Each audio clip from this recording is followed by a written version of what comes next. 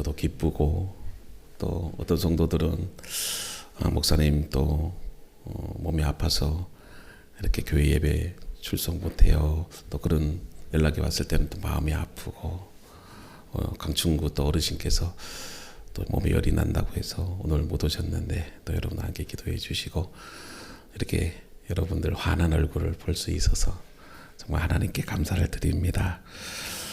우리는 지난 시간에 세례를 받으신 예수님께서 하늘이 열리고, 또 하나님께서 그 세례를 받는 예수님을 향해서 이는 내 사랑하는 아들이요 내 기뻐하는 자다, 그런 음성을 들려주셨잖아요. 그래서 우리가 올 한 해는 또 마음의 감동이 와서 예수님의 발자취를 한번 따라가 보자. 그래서 예수님의 그 세례를 통해서 공생애가 이제 시작이 되고, 또 공생애를 시작하기에 앞서서 예수님께서 이 광야에서 고난받고 시험을 받는 그 장면을 통해서 우리가 또 얻는 교훈이 있지 않을까, 그런 생각이 들었어요. 여러분들, 세례는 예수님의 사역이 시작되었음을 알리는 신호지요. 그리고 예수님께서 이 땅에 오신 궁극적인 이유, 저는 그렇게 생각해요. 물론 우리를 죄에서 구원하기 위한 또 하나님의 계획 속에서 이 땅에 오셨지만, 그러나 무엇보다도 예수님은 하나님의 사랑받는 아들이고 또 하나님의 기쁨이 되는 자녀다. 그것을 예수님에게만 말씀하시는 것이 아니고 여러분들에게도 동일하게 말씀하고 계신다. 그걸 제가 말씀을 묵상하면서 느꼈어요. 근데 놀랍게도 그 다음에 이어지는 길이 어떤 환호와 박수가 아니고 결국은 광야였다는 거예요.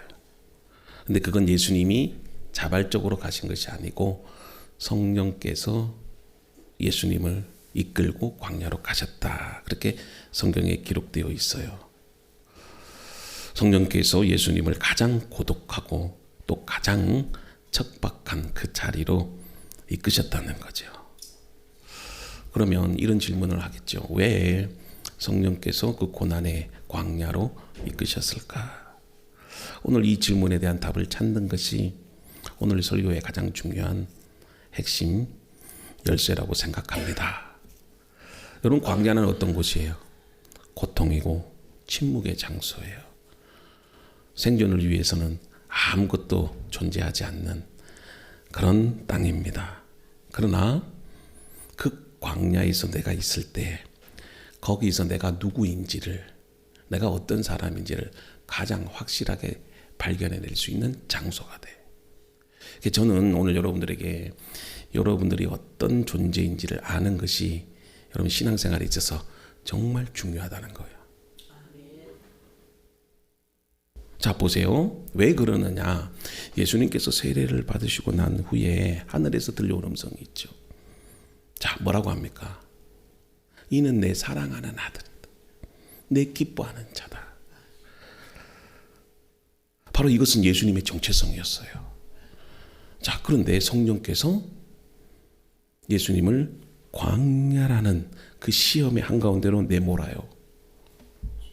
자, 보세요. 이 두 가지가 서로 연결점이 있는데, 분명히 세례받을 때 하나님께서 너는 내 예수님에게 내 사랑하는 아들이요 내 기뻐하는 자다, 그걸 확인시키기 위해서 어디로 보냈다? 광야로 보냈다는 거예요. 그러면 여러분들, 내가 하나님의 아들이고 기뻐하는 자라는 그 확실한 정체성이 어디서 확인이 되느냐? 행복한 곳에서, 내가 원하는 곳에서 아니에요. 광야라는 그 척박한 환경 속에서 내 정체성이 확인이 되고 드러나요. 그래서 성도들의 삶을 잘 보면 고난 가운데 있을 때 그 성도가 온전한 믿음과 하나님을 향한 그 정체성의 회복이 이루어져요. 똑같이 행복하고 잘 살고 어려움이 없으면 누구나 다, 여러분, 자기가 하나님의 아들이라는 사실을 부인하지 않아. 근데 내가 광야에 있거나 실패하거나 눈물을 흘리거나 마음 아플 때, 그때 여러분, 내가 하나님의 자녀라는 사실을 확실하게 깨닫는 장소가 되는 거예요.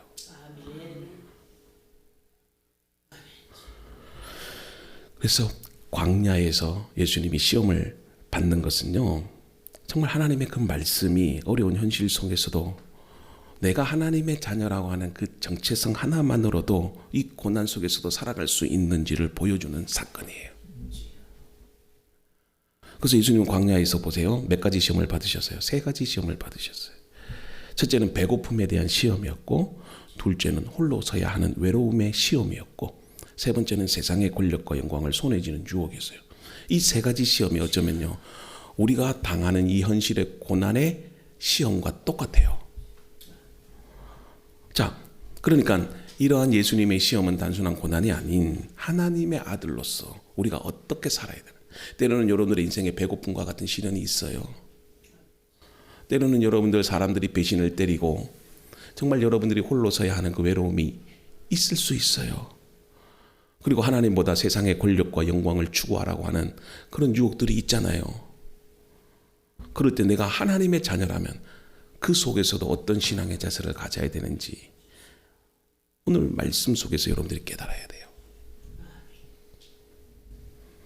그래서 예수님은 하나님의 아들로서 어떤 방식으로 메시아의 길을 걸어가신지를 미리 예포해주는 그 예수님의 고난을 우리가 삶으로 보는 거예요.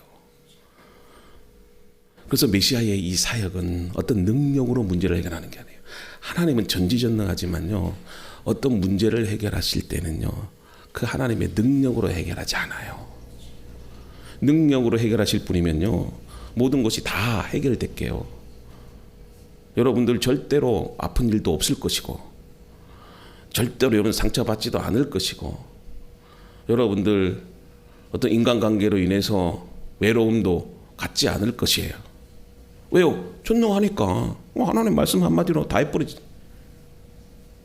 근데 하나님은 그렇게 하지 않으셨다는 거예요. 그걸 여러분들이 알아야 이 세상을 살아갈 수 있어요. 왜 하나님 내게 고난이 필요합니까? 왜 내게 이런 견디지 못할 아픔을 주십니까? 그게 하나님의 구원의 방식이에요.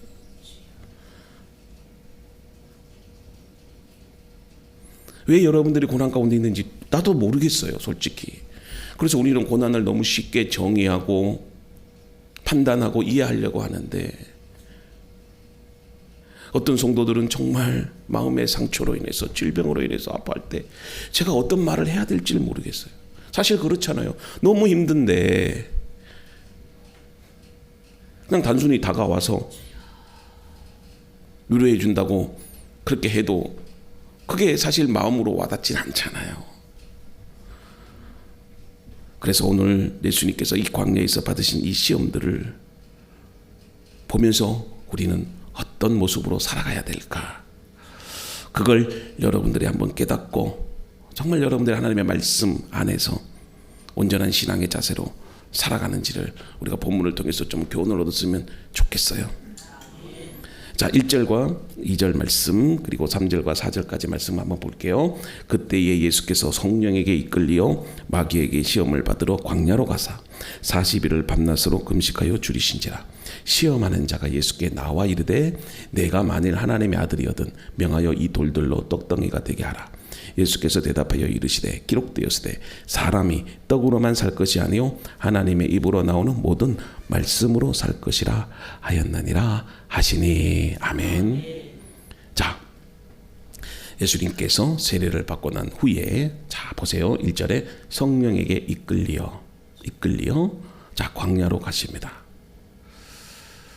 자, 그리고 그 광야는 여러분들 알다시피 사람도 없고 먹을 것도 없는 절망의 땅입니다. 근데 그곳에서 예수님은 40일을 밤낮으로 아무것도 드시지 않고 기도하십니다. 여러분, 하루는 참을 수 있죠, 배고픔을. 근데 이틀이 되고 3일이 되고 일주일이 되고 40일이 되면 배고파서 못 삽니다. 근데 잘 보세요, 예수님께서는 시간이 흐를수록 배가 고프셨다는 말은요, 줄이신다, 이게 표현을 하고 있잖아요. 우리는 예수님은 하나님의 아들이신데 그분은 먹지 않아도 살 수 있을 텐데 왜 줄이셨을까, 저런 표현을 할까요? 그만큼 예수님도 우리의 고난 속에 깊이 들어오셨다는 거예요. 예수님도 40일 동안 금식하셨으니 당연히 몸이 약해지고 또 배가 고프셨다는 거예요. 근데 여기서 우리가 주목할 게 있어요. 그게 뭐냐? 예수님이 곧바로 시험을 받으신 것이 아니에요. 먼저 40일 동안 금식하신 후 몸과 마음이 가장 약해졌을 때 시험을 받았다. 그래서 여러분, 사탄의 시험은요, 여러분들이 강할 때 시험이 안 와요. 약할 때 시험이 와요. 몸이 약해졌거나 신앙의 문제로 인해서 염려가 들거나 또 여러분들의 가정에 문제가 있거나 어떤 사건 사고가 터졌을 때 그때 사탄이 시험을 줘요. 여러분들이 가장 약한 부분이 있죠. 돈에 약하면 돈으로 시험을 하고, 지금 예수님이 가장 약한 부분이 뭐죠? 배고프고 굶주린 거예요. 그러니 사탄이 뭘 갖고 시험을 하는 거예요? 먹을 것을 갖고 시험을 하는 거예요. 여러분, 이 영적 원리를 잘 깨달아야지 시험을 당해도 이겨나갈 수가 있어요. 우리도 알아야 극복하는 거예요. 이 시험은요, 어느 날 갑자기 찾아온 게 아니고 인간의 연약함이 가장 분명해지는 그 순간에 여러분 시험이 와요. 보세요. 바람만 불고 돌과 모래만 있는 그 고통의 자리에서 예수님은 인간이 느낄 수 있는 가장 깊은 허기와 외로움을, 상처를 그대로 겪고 계신 겁니다. 그때 시험하는 자, 여기서 시험하는 자는 마귀를 말해요. 내가 정말 하나님의 아들이라면 이 돌을 떡으로 만들어 보라. 자, 40일 동안 금식하신 예수님에게 가장 필요한 게 뭐예요? 그 굶주림을 해결하는 것 아니겠어요? 양식이었어요. 근데 마귀는 뭐라고 합니까? 이 돌을 떡으로 만들어서 먹으라 그래요.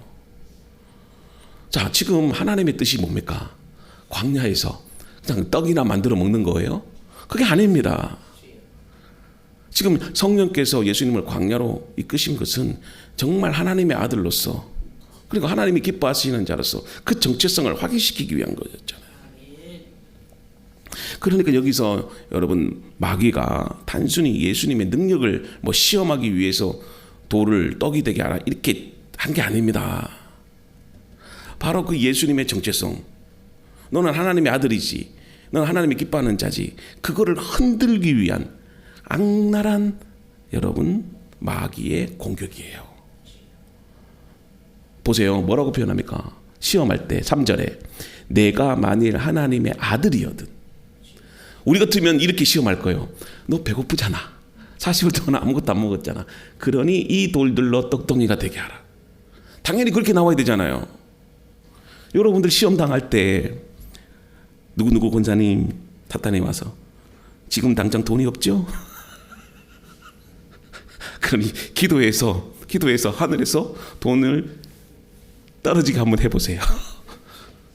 근데 사탄은 그렇게 안 했다는 거예요. 마귀는 그렇게 안 해서, 그렇게 안 해. 시험 안 해.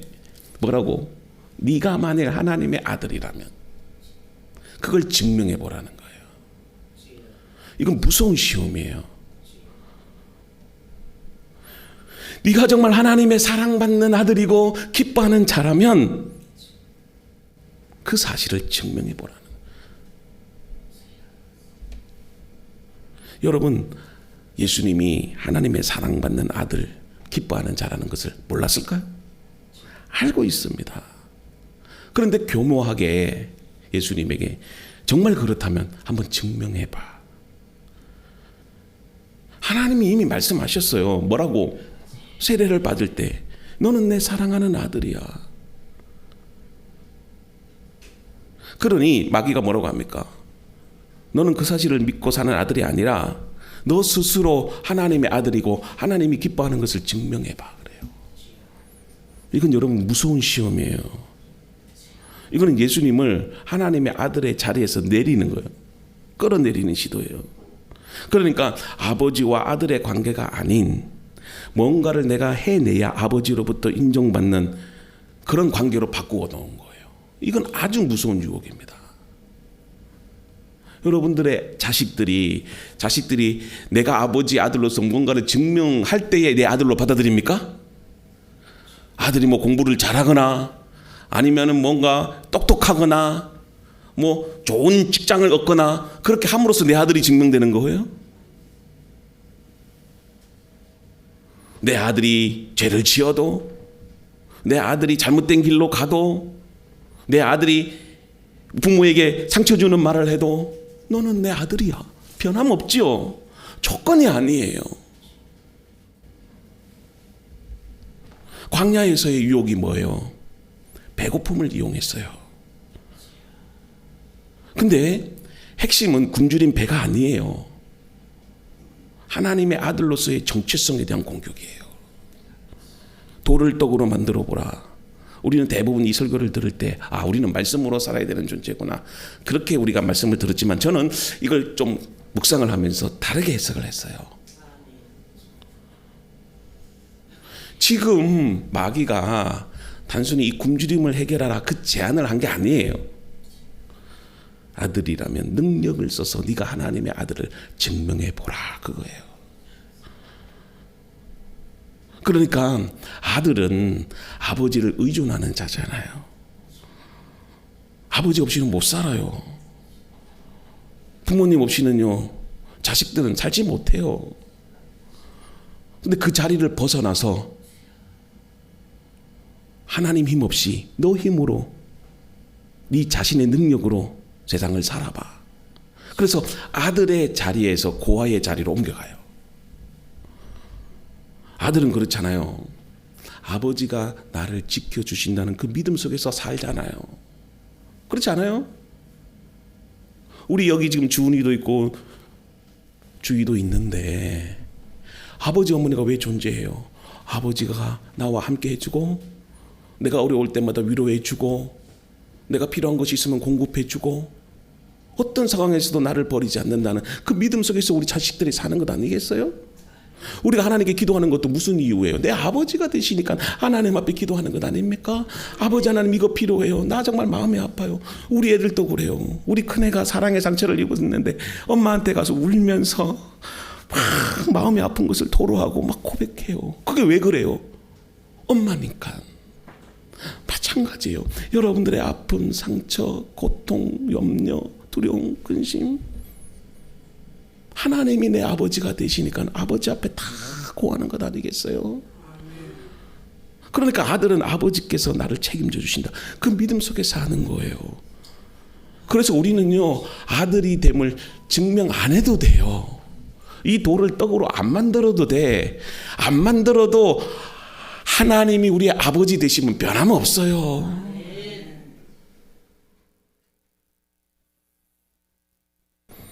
반대로 고아는요 누가 돌봐줄 사람이 없으니까 혼자 힘으로 살아야 돼요. 그리고 자신을 늘 증명을 해야 되잖아요. 왜요? 아버지가 없으니까. 그래서 세상 사람들에게 늘 자신이 쓸모 있다는 것을 늘 보여줘야 돼요. 마귀가 바로 그 예수님을 이 고아의 자리로 끌어내리려고. 그래서 예수님께서 이 유혹을 거부하신 것은 단지 돌을 떡으로 바꿀 능력이 없어서가 아니에요. 왜요? 사탄의 의도를 알았다는 거예요. 나는 이미 하나님 아버지의 아들이라는 사실을 믿었어요. 믿는데 뭐하러 증명합니까? 우리 주은이가 내 딸이라는 것을 내가 왜 다른 사람들한테 증명합니까? 죄송하지만 내가 뭐 바람 폈습니까? 아니잖아요. 여러분, 아들은 굶주려도 아버지를 불신하지 않아요. 그게 아버지와 아들의 관계예요. 아들은 자신의 필요를 기적이나 성취로 증명하지 않는다는 겁니다. 아들은 무엇으로 산다? 아버지의 말씀으로 사는 거예요. 그러면 현실적인 여러분들의 육체의 문제, 경제적인 문제, 아버지가 다 책임지는 거예요. 아들과 딸은 아버지가 주시는 것으로 살면 됩니다. 그렇지 않습니까? 우리 주연이 보고 우리 집에 가게에 쌀이 떨어졌으니 너는 돈 벌러 가라 그럽니까? 그건 아버지가 아니죠. 그래서 예수님은 사람이 떡으로만 살 것이 아니요 하나님의 입에서 나오는 모든 말씀으로 사는 거예요. 우리 주연에게도 아빠 말씀이 먹고 사는 거예요. 그렇지 않습니까? 그러니까 이 말씀은 능력의 부정이 아니라 아버지와 아들과의 그 관계가 성립되는 선언이에요. 기억하세요. 나는 증명함으로써 사는 존재가 아닙니다. 아버지의 아들로서, 아버지의 딸로서, 하나님의 사랑받는 자녀로서, 하나님의 기뻐하는 자로서 살아가는 자들이에요. 그래서 세상은 끊임없이 여러분들에게 요구하지요. 뭘요? 네가 정말 하나님의 자녀라면 결과로 보여봐. 너 지금 행복하게 사니? 돈이 많니? 하루하루 힘들게 살잖아. 세상 사람들로부터 외면받잖아. 억울한 일 당했잖아. 정말 네가 하나님의 자녀 맞아? 그래서 성공으로 증명하고 능력으로 입증해봐. 사실 이 질문은 우리에게 매우 익숙하잖아요. 사실 우리도 어려서부터 성적과 성과로 평가받아 왔고 잘해야 인정받는 구조 속에서도 살아왔어요. 그래서 신앙 안에서도 나도 모르는 사이에 같은 방식으로 살아가려고요. 하나님께 더 열심히 해야 더 기뻐하실 것 같고 뭔가 더 잘해야 이 자격이 있는 것처럼 그렇게 신앙생활을 해왔다는 거예요.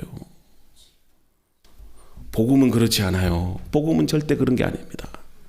복음은 우리가 무엇을 해서 하나님의 자녀가 되었다고 절대 말하지 않아요. 오히려 하나님께서 먼저 너는 내 아들이다 선언하신 거예요. 여러분들이 뭐 잘나서 선택한 것도 아니고 똑똑해서 뭐 가진 것이 많아서 하나님께서 여러분들을 택한 게 절대 아닙니다. 그냥 여러분들 보기에 하나님이 너무 좋아서 너는 내 자녀야, 내 사랑하는 아들이야, 내 기뻐하는 자야. 이 선언은 조건이 아니고 성과에 따라 유지되는 신분도 아니에요. 세례 때 예수님에게 주어진 이는 내 사랑하는 아들이다 이 말씀처럼 여러분들의 정체성도 절대적인 하나님의 은혜에서 시작이 되는 거예요. 그래서 신앙의 출발점은 조건이 아니고 절대적인 하나님의 은혜로 된 아버지와 아들의 관계예요. 성도는 인정받기 위해서 여러분 순종하는 게 아닙니다. 이미 자녀이기 때문에 아버지의 뜻에 순종하는 거예요. 그게 자발적으로 되는 겁니다. 잘 될 때에도 교만하지 않고 실패 앞에서도 여러분 무너지지 않는 이유의 결과가 뭔 줄 아세요? 그 결과로서 여러분들을 평가하지 않아요. 실패해도 괜찮아요. 마음 아파도 괜찮아요. 염려가 들어도 괜찮아요. 여러분들의 삶이 어려워도 괜찮아요. 그럼에도 불구하고 여전히 여러분들은 하나님의 아들이에요. 하나님의 딸이에요. 하나님의 사랑받는 사람이에요. 하나님이 기뻐하시는 자예요. 왜 그러면 염려합니까? 그 정체성을 잃어버렸기 때문에. 그래서 여러분 이 정체성을 갖고 광야 같은 현실 속에서도 믿음을 지키고 살아갑시다. 자, 두 번째입니다. 5절부터 자 6절까지 봅시다. 이에 마귀가 예수를 거룩한 성으로 데려다가 성전 꼭대기에 세우고 이르되 내가 만일 하나님의 아들이거든 뛰어내리라 기록되었을 때 그가 너를 위하여 그의 사자들을 명하리니 그들이 손으로 너를 받들어 발이 돌에 부딪히지 않게 하리로다 하였느니라. 자, 이제 마귀가 두 번째로 예수님을 성전 꼭대기로 데려가서 말을 합니다. 자, 왜 하필이면 성전으로 갔을까? 자, 이 성전은 이스라엘 백성들에게 있어서 하나님의 임재와 거룩한 제사가 드려지는 곳이에요. 즉 마귀는 이 예수님을 가장 가까워 보이는 하나님과 가장 가까워 보이는 그 장소로 택한 거예요. 왜냐하면 이 시험이 하나님이 없느냐 이걸 묻는 시험이 아니라 하나님께서 네가 이 성전에서 뛰어내릴 때 하나님이 어떻게 할 거냐 그걸 묻는 시험이에요. 그래서 마귀의 의도는 이거죠. 이 성전이 하나님이 계신 곳이라면 하나님이 계시잖아. 그러니 하나님을 시험해보자. 예. 자, 네가 하나님의 아들이라고 말했지? 그러면 여기서 뛰어내리면 하나님께서 너를 반드시 지켜줄 거 아니냐. 이렇게 함으로써 네가 하나님의 아들이 됨을 증명하라는 거예요. 여러분, 사람은요, 믿고 싶어 하면서도 동시에 어떤 확실한 증거와 보장을 원해요. 그래서 우리는 하나님께 기도를 해도 이렇게 기도를 합니다. 하나님이 정말 함께 하신다면 분명한 증거를 보여주셔야 하지 않겠습니까? 그렇게 말을 해요. 물론 이게 뭐 틀린 말은 아닌데, 사실 우리가 말로는 믿음으로 산다고 고백을 해도 실제의 삶에서는요, 힘들고 어렵고 시험이 오고 염려가 들 때는 정말 하나님이 살아계십니까? 증거를 요구할 때가 있어요. 하나님을 신뢰한다 말하면서도 현실이 불안해지면 우리의 질문은 자연스럽게 바뀌어요. 뭐냐? 정말 하나님이 함께 계신 것이 맞나요? 그런 의심의 마음에서 고개를 들 때가 있죠. 그럴 때 이 믿음은 조건이 됩니다. 하나님을 믿습니다. 이 말은 어느새 하나님 믿으니까 내 아버지가 되니까 한번 증명해 주세요. 우리는 그 모습을 어디서 보느냐? 창세기 28장에서 야곱을 통해서 봅니다. 야곱은 어떤 조건이나 그의 능력에 따라서 하나님 택한 게 아니에요. 원래는 약속의 계보가 어디로부터 이어져요? 장자로부터 이어지잖아요. 근데 이미 하나님은요, 어머니 리브가의 뱃속에 있을 때부터 큰 자가 어린 자를 섬기리라. 이미 야곱을 택하셨어요. 그러니까 하나님의 축복의 계보로 그렇게 정하신 거예요. 그러니 야곱이 애써 팥죽으로 장자권을 빼앗고 아버지 이삭을 속이지 않아도 당연히 축복의 통로는 야곱에게로 흘러갑니다. 그런데 인간적 힘으로 형을 속이고 아버지를 속여서 기어이 하나님의 복을 받아내고 결국 형 에서의 노여움으로 인해 도망치죠. 얼마나 빨리 도망쳤는지. 너무 기력이 지쳐서 베델에다가 쉬었어요. 그때 하나님이 꿈에서 말씀하시잖아요. 근데 야곱이 그때 뭐라고 합니까? 쓸데없이 하나님 앞에 서원을 해요. 하나님이 나를 지켜주시고 보호해 주시고 무사히 집까지 돌아오게 해주시면 내가 이곳에서 제단을 쌓고 11조를 드리겠습니다. 성경에 보니까 11조 드린 적 한 번도 없어요. 그리고 하나님이 도망칠 때부터 그 전부터 내가 널 지켜줄게. 그래 갔다 와 말씀하셨어. 그러니까 우리가 편안하게 갈 수 있는 그 길을 하나님을 증명해 달라고, 하나님이 나의 하나님이 되심을 내게 보여달라고 그렇게 요구함으로 인해서 결국은 더 힘든 인생길을 가지요. 그렇게 하지 않아도 하나님이 다 하시는데, 믿음이라는 것은 하나님께 나를 맡기는 태도를 말해요. 왜요? 아버지니까. 우리 애들도 가끔씩 저에게 아빠 용돈, 저를 마치 은행에 뭐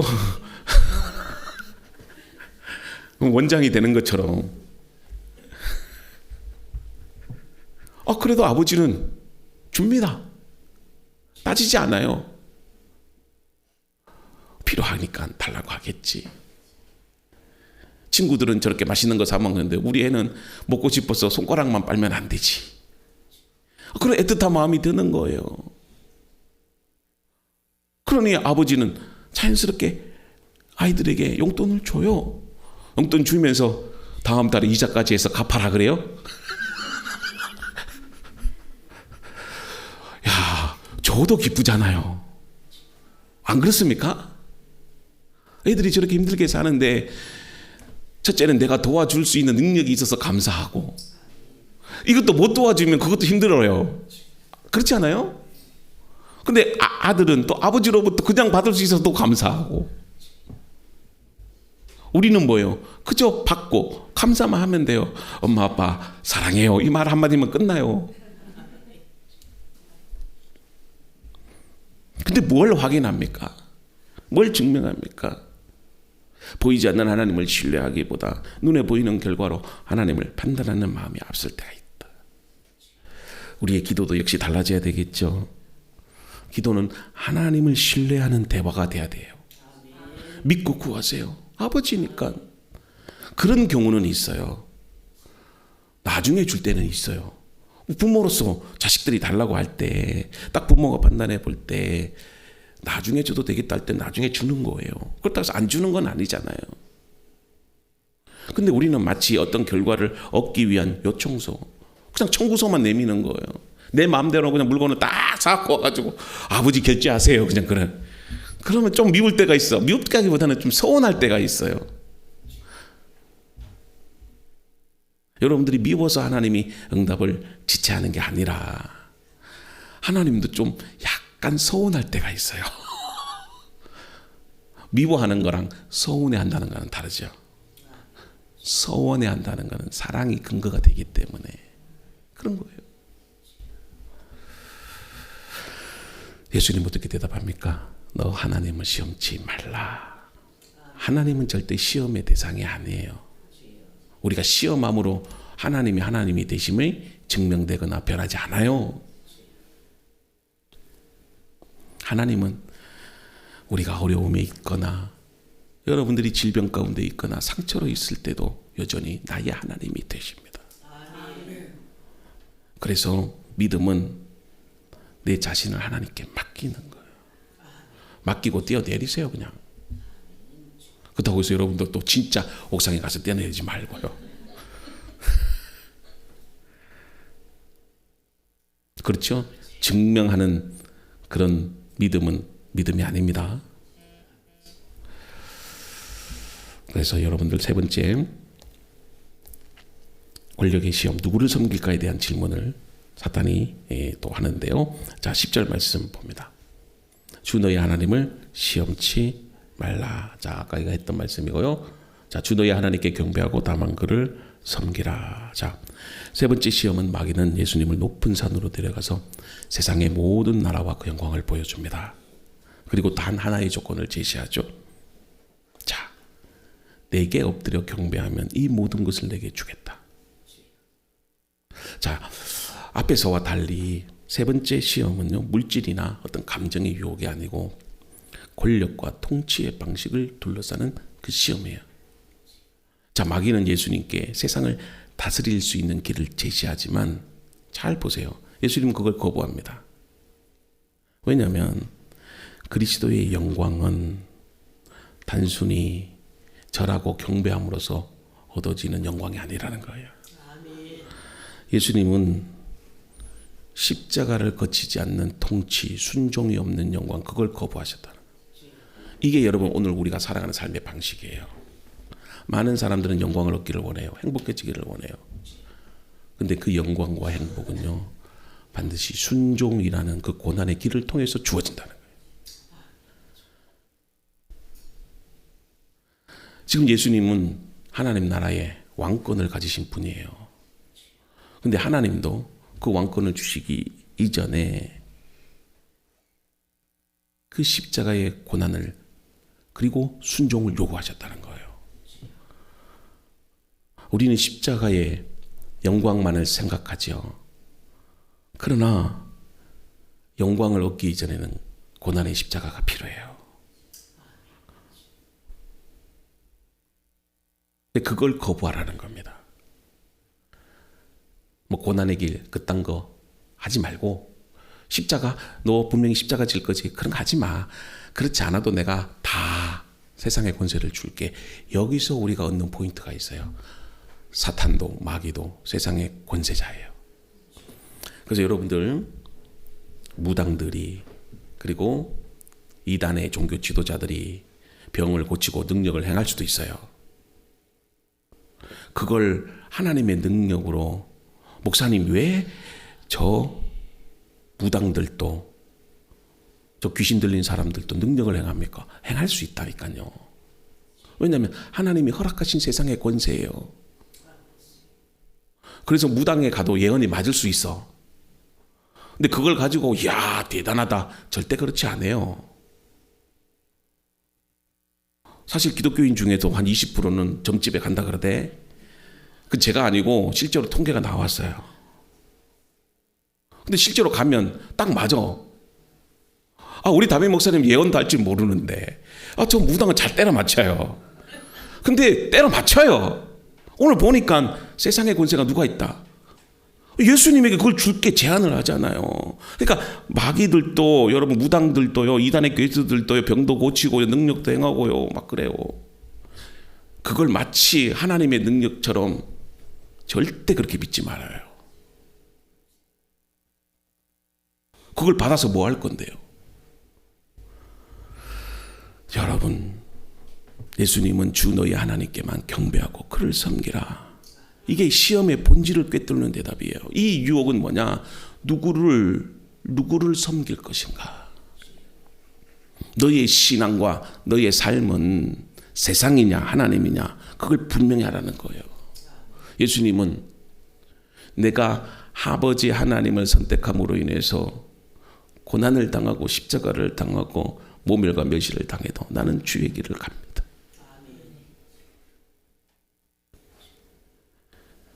이게 여러분 신앙이고 믿음이에요. 대부분의 성도들은요, 어느 때 넘어지는 줄 아세요? 잘 나갈 때 넘어지지 않아. 저는 이렇게 목회를 하면서 제일 마음이 아플 때가 뭔 줄 아십니까? 여러분들이 상처받았을 때, 여러분들이 힘들어할 때, 여러분들이 눈물 흘릴 때, 제가 마음속으로 이럴 때 하나님 떠나면 안 돼요. 이럴 때일수록 하나님만을 섬겨야 돼요. 여러분들이 돈 잘 벌고 모든 일들이 잘 되고 행복하면 말하지 않아도 하나님 잘 섬긴다니까요. 근데 문제는 그 반대가 될 때, 저는 많은 성도들이 하나님을 떠나는 걸 너무 많이 봤어요. 왜 스스로 하나님의 사랑받는 자녀, 기뻐하라는 자녀를 포기합니까? 우리 로뎀교회 성도들은요, 그 하나님의 뜻과 섭리를 알고 견디고 이겨나갔으면 좋겠어요. 저는 하나님께서 정말 신실하신 하나님, 은혜의 하나님, 축복의 하나님을 믿습니다. 근데 그 과정은요, 십자가가 필요해요.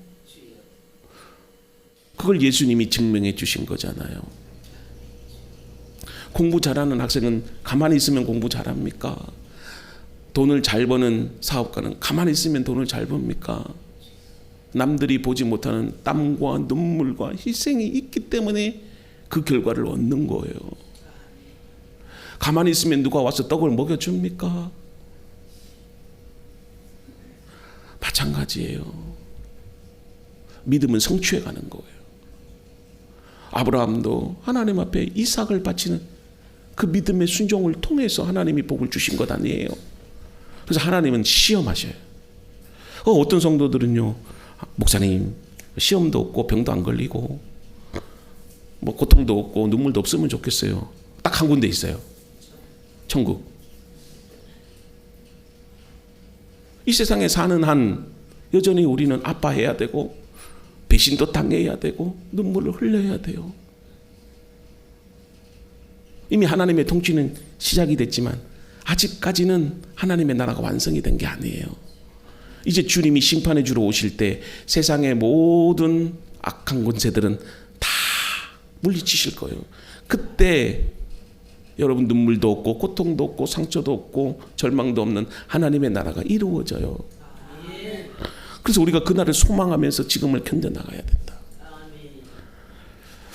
여러분들은 누구의 뜻을 살고 있어요? 하나님만을 섬기라. 이것은 누구에게 속해서 사느냐? 그것에 따라서 우리가 하나님의 자녀인지 하나님이 기뻐하시는 자인지 그걸 판단하게 되는 기준이 되는 거예요. 사랑하는 성도 여러분, 이제 말씀을 맺고자 해요. 우리는 광야를 버려진 시간이라고 생각합니다. 그래서 내가 고통을 당하고 내가 눈물을 흘릴 때 하나님이 나를 버리셨는가, 이런 내 정체성에 대한 의심이 들 때가 있어요. 근데 오늘 우리가 본 예수님의 그 광야는 버려진 자리가 아닙니다.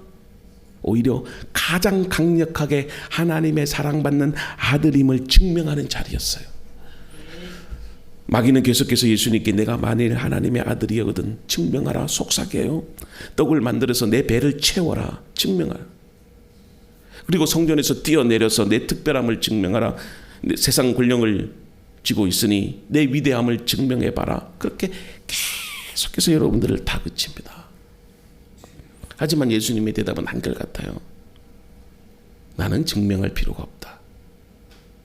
증명하지 않아도 나는 이미 하나님의 사랑받는 자녀다. 여러분들 이런 확신으로 이겨나갑시다. 여러분들의 광야가 어떻습니까? 그러나 기억하세요. 내가 하나님의 자녀라는 정체성이 있다면 결코 흔들리지 않습니다. 그런 믿음으로 한 주간도 승리하며 살아가는 우리 로된 가족 여러분들이 되기를 주님의 이름으로 축복합니다.